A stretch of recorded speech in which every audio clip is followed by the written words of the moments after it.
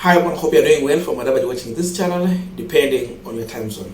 Now, yesterday, the cabinet secretaries and the principal secretaries were signing their performance contract with William Ruto at State House.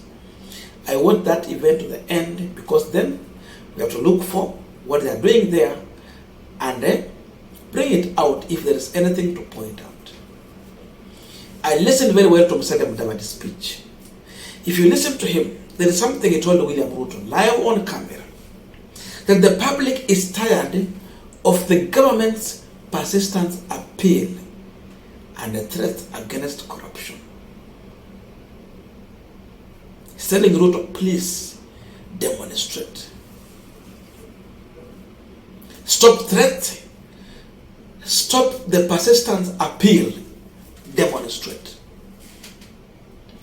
And told him the second thing, that to end corruption, it is going to depend on William Ruto. If he's willing, if it is his wish, then corruption can be stopped.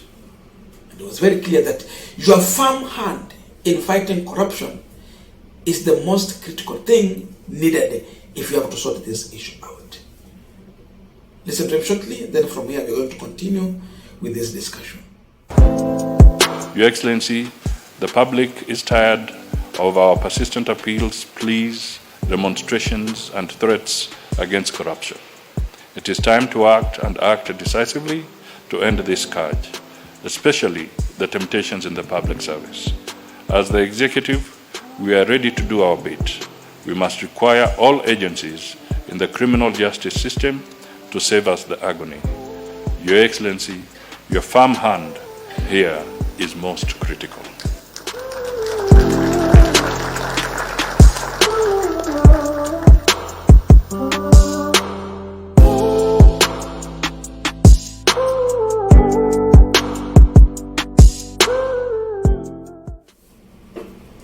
Now, as we continue with this panel discussion, just a quick request for those who are watching and you're not subscribed, please consider subscribing to our channel. Thank you so much, and again to all our viewers, please give this video a thumbs up. Thank you so much, and back to this discussion. Now, the big question on this pipeline is that why is Mr. Mudavadi addressing the issue of corruption? Why is he telling Ruto to fight corruption? It is beyond any reasonable doubt and well demonstrated that Ruto is not fighting corruption in his government. And that's the first reason why Mudavadi is telling him, please, start fighting corruption. And this confirms that there is already huge corruption within the Kenya Kwanza government. The performance of corruption is very high. It's thick. And they're telling him, it's only you who can act. Your firm hand in this is what can save. But again, the reality is that Ruto has been showing too much reluctance in fighting corruption. He has entertained these people. And I can tell you, Kenya Kwanza government was built on a foundation of corruption. That's how they laid their foundation. During the other time, during Uhuru Kenyatta time, when Uhuru was fighting corruption, Ruto was defending those individuals who were corrupt. And anyone who had corruption issues with the government, anyone that Uhuru was fighting, Ruto shielded them. He took them, and they were siding with him. Those are the people who united together in UDA party. The ring leaders of corruption went to UDA party. So UDA laid their foundation on corruption. We are here now. And to show you that Ruto himself allowed people to do corruption deals in the government. When he took over power, the first sign and indication ensured that indeed people are free to engage into corruption was the move he took to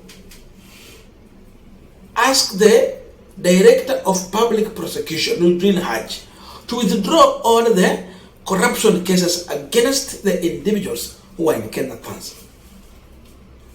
Watu wote walikuwa na mashtaka ya corruption walitolewa. Hakuna sasa mtu ako na kesi ya aina hii. Because you know, he is the appointing man when it comes to the appointment of the DPP. Yeye ndio appointing person. Akasema withdraw this, withdraw that, toa hizi. Akina Gashagwa, akina Mithika Linturi, akina Aisha Juma and many. Saizi hata paka Didmus Barasa kesi zao zimekuwa dropped. What are you telling Kenyans? Sana tukiangalia corruption. What are you saying? Number 2, William Ruto decided that those individuals whose their account were frozen because of the corruption dealings, they were frozen. And they got a chance to access to the money that they acquired through corruption proceeds. Wakaanza kurudishiwa pesa. Sasa pesa ya corruption ikarudishwa kwa mikono wale watu wameiba. Pesa za wizi zikarudishwa zote.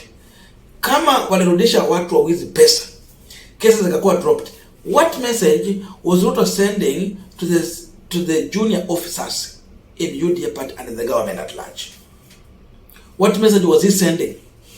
That now you are free to do corruption, you are free, even soon we start taxing corruption. That was the message. Right now, angalia watu wakienda kuleta mafuta edible oil, akina Moses kula and the team, unasikia taxes haijalipwa. Unasikia nani? Mithika Linturi anaenda kule Zambia, anasema wanataka kuanza kupanda mahindi huko, nasikia mahindi inakuja hapo, asifa kuna wakulima hapo. Sasa tumeamua watu walete mahindi hapa yenye itakuwa free tax, inakuja huku. Hakuna tax, mahindi inauzwa kwa bei gani? More expensive. Corruption. You evade taxes, pesa zinaenda kwa mfuko. Right now, Kenya Kwanza is fully corrupt. So with all this, in as much Mudavadi is telling Ruto to stop corruption, he must know that this man laid a foundation of corruption and now is building on the same foundation. You can't expect him to change. The message to Mudavadi is that you cannot take a tuk-tuk engine you put in a Mercedes-Benz car and expect it to behave like a Mercedes-Benz. The tuk-tuk engine is going to embarrass that Mercedes-Benz body. It can't. What can happen is that if you take Mercedes-Benz engine, you put in a tuk-tuk, it will behave like a Mercedes-Benz, not a tuk-tuk. Sasa Ruto ako hapa. He glorified corruption. Mudavadi ulikuwa hapo. Ukiona mambo yote kifanyika. Hata wewe ukasema mambo ya bottom up vile iko poisonous to our economy. Na vile ulienda kufanya kazi na Ruto, ulijua huyu jamaa yeye ndiye amekuwa akificha watu wa corrupt. Yeye ndiye amekuwa, na wakati ile alisema kwamba pesa ya Kimwarera roll down 7 billion. Ruto alikuja akasema the money in question is merely 7 billion and it looked like it's just a change from others. 7 billion is huge money. Sasa, what do you expect? What were you expecting Ruto to do as the president? What were you expecting Ruto to do when he was protecting the thieves? This is what he was going to do. So don't be surprised. Just learn to stay with this corruption. And the best thing you can do, because now you have interest in 2032, you have to distance yourself from Ruto. That's how to survive.